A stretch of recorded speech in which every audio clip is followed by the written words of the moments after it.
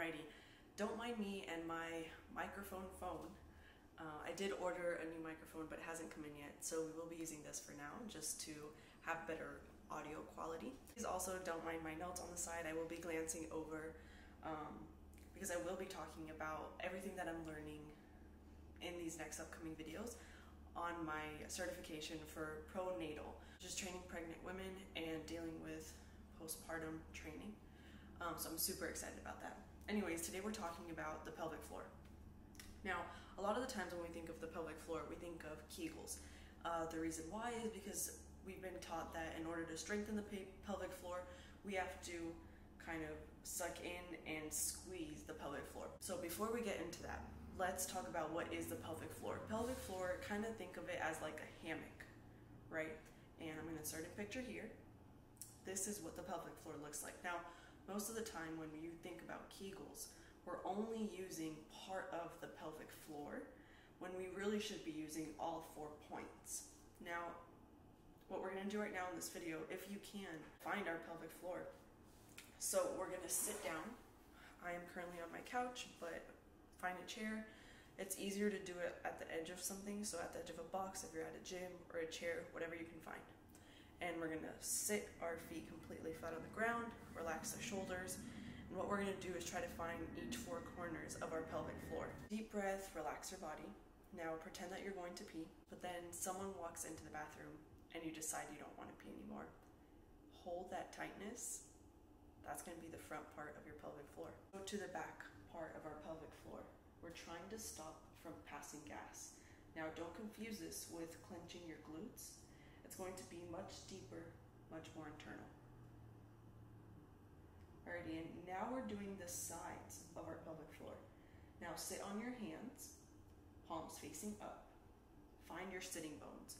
So what that means is when you're sitting on your glutes, you're going to find kind of like a bone that kind of is in the center of your glutes, maybe a little bit lower.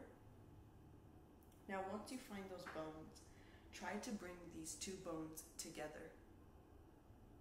That's going to be the side part of your pelvic floor. Now, if you got all of these right away, congratulations, that is your whole pelvic floor.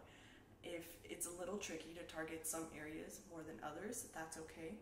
This is going to take practice, and this is how we should be warming up before any workout that we do now that we are pregnant. Take your time, focus on your breathing, and focus on every 4 corners of the pelvis, basically, of the pelvic floor.